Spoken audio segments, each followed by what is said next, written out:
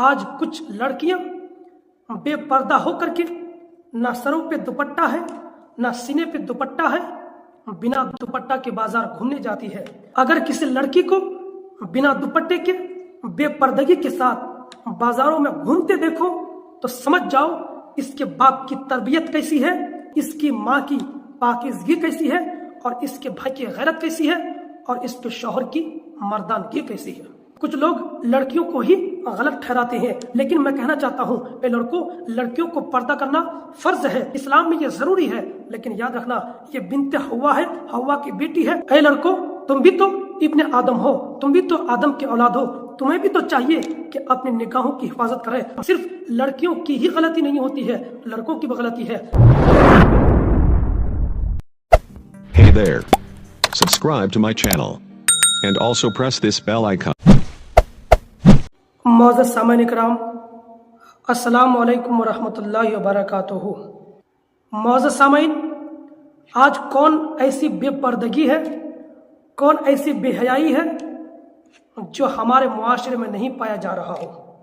हजरात मोहतरम, हर एक बेहयाई हमारे मुआशरे में पाया जा रहा है।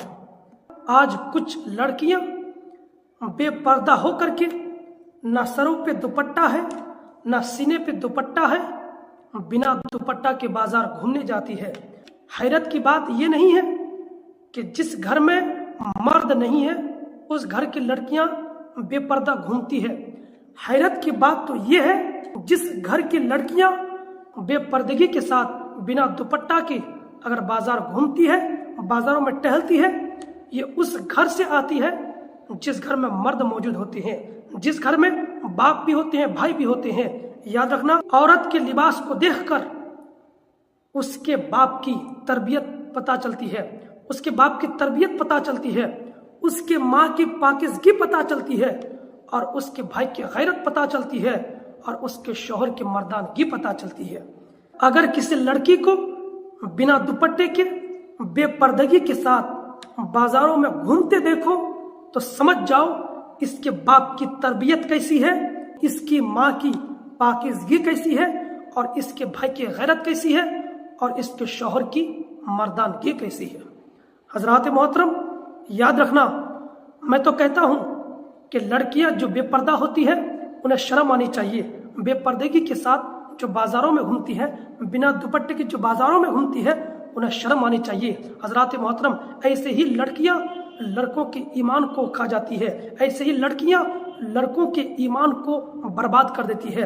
हजरात मोहतरम, कुछ लोग लड़कियों को ही गलत ठहराते हैं, लेकिन मैं कहना चाहता हूँ लड़कियों को पर्दा करना फर्ज है, लड़कियों को पर्दा करना फर्ज है, इस्लाम में ये जरूरी है।